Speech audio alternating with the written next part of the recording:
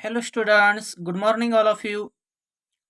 आपण आजपासून chemistry part 1 मधला इयत्ता 12वीचा 2 नंबरचा टॉपिक स्टडी करणार आहोत. तो म्हणजे सोल्युशन्स. आपण काल अल्डिहाइड कीटोन आणि कार्बोक्सिलिक ॲसिड हा जो टॉपिक आहे तो संपवलेला आहे.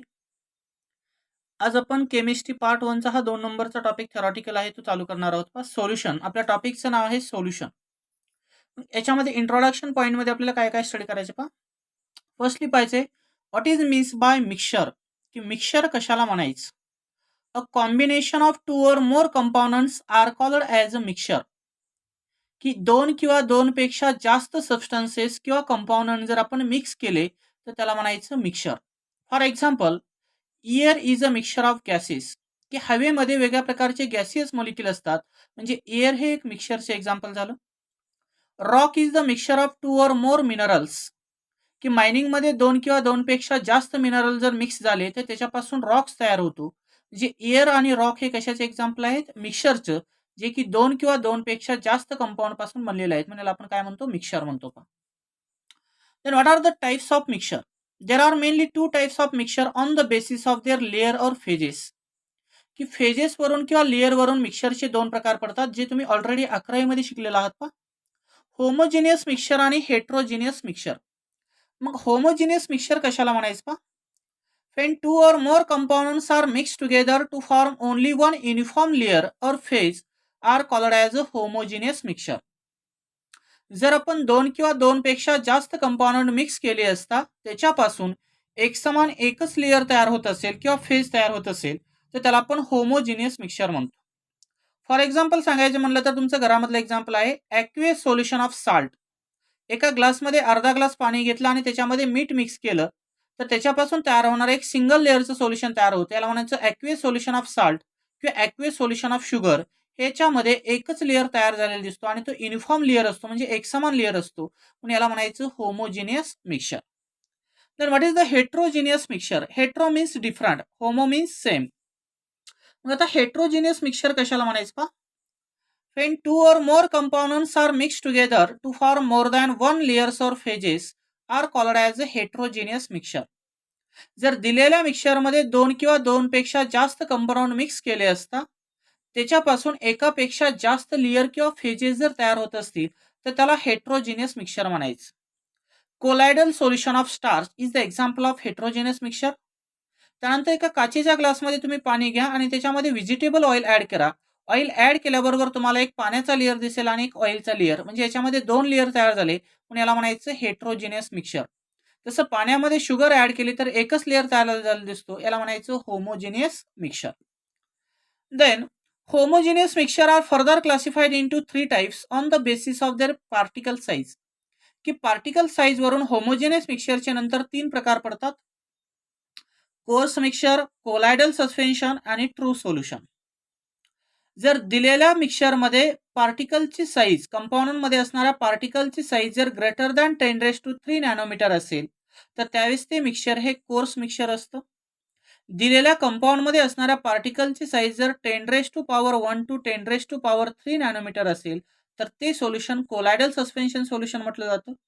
आणि दिलेल्या सोल्युशनमध्ये जर पार्टिकलची साईज ही 0.1 नॅनोमीटर पासून 1 नॅनोमीटर असेल तर त्याला आपण जनरली ट्रू सोल्युशन म्हणतो. काय म्हणायचं त्याला, true solution. Then what is means by solution. मग आता नेमकं सोल्युशन म्हणजे काय आहे पा.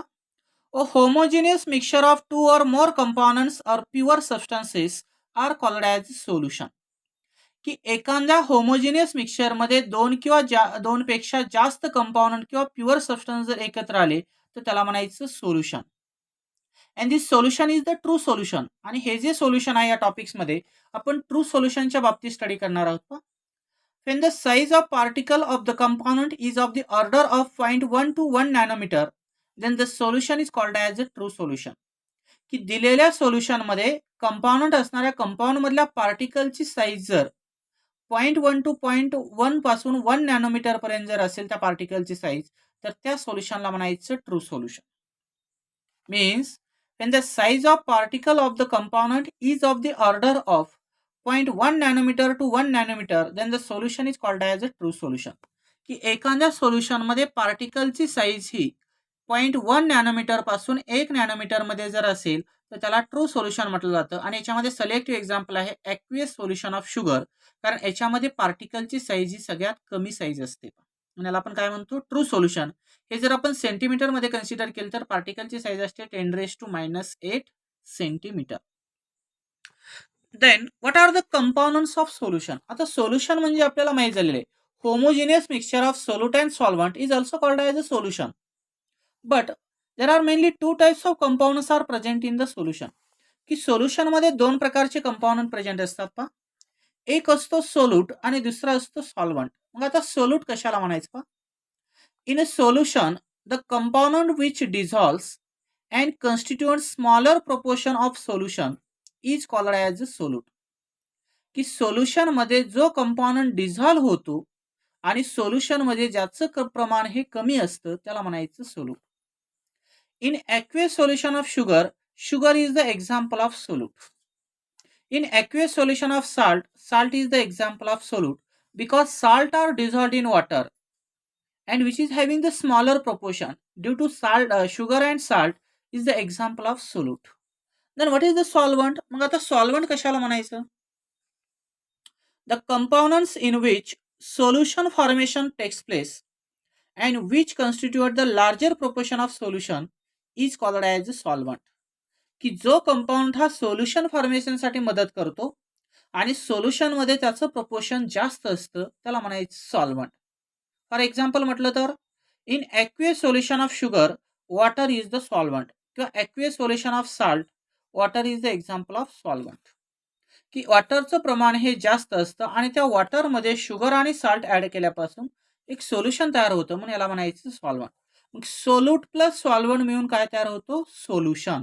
म्हणून कुठल्याही सोल्युशन मध्ये हे दोन घटक असतात, एक असतो सोल्यूट आणि दुसरा असतो सॉल्व्हंट. सोल्यूटचं प्रमाण कमी असतं आणि सॉल्व्हंटचं प्रमाण ऑलवेज जास्त असतं. सोल्यूट हा त्या सोल्युशन मध्ये डिझॉल्व्ह होत असतो आणि सॉल्व्हंट हा सोल्युशन तयार करण्यास मदत करत असतो. Then what are the types of solution. मग आता टाइप्स ऑफ सोल्युशन कशाला म्हणायचं.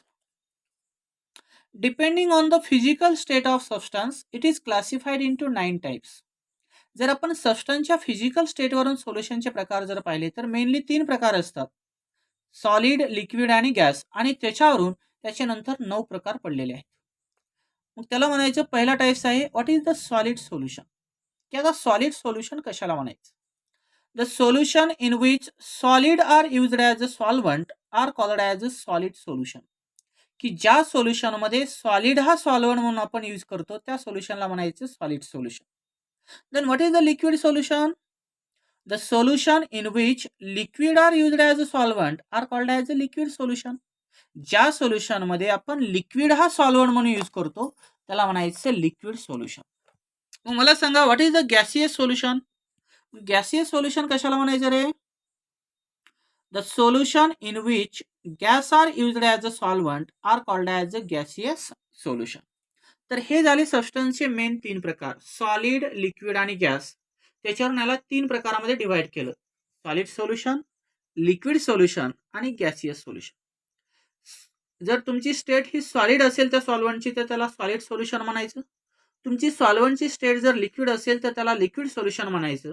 आणि तुमची सॉल्व्हंटची स्टेट जर गॅस असेल तर त्याला गॅसियस सोल्युशन म्हटलं जातं. मग आता याच्यामध्ये नंतर त्याचे सब 9 टाइप्स आहेत ते आपल्याला पाहिजेत पहा. स्क्रीनवर दिसते बघा.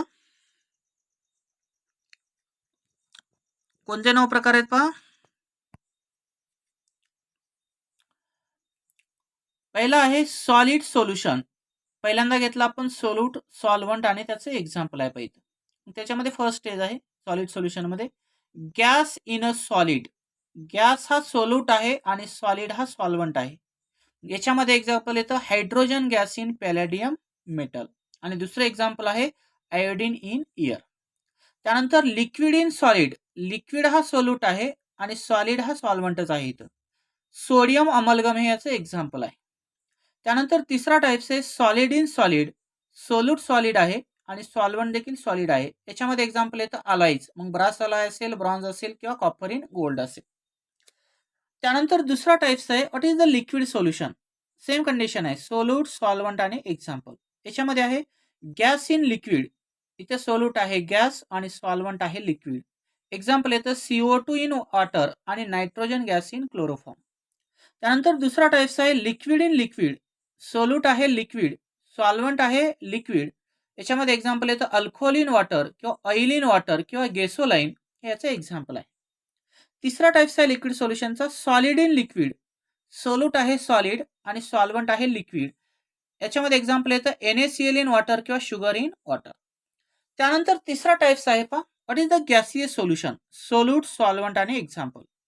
गॅस इन गॅस, इथं सोल्यूट आहे गॅस, सॉल्व्हंट आहे गॅस. एक्झाम्पल येतं एअर्स. लिक्विड इन गॅस, इथं सोल्यूट आहे लिक्विड, सॉल्व्हंट आहे गॅस. याच्यामध्ये एक्झाम्पल येतं क्लोरोफॉर्म इन नायट्रोजन गॅस किंवा ऑक्सिजन इन वॉटर.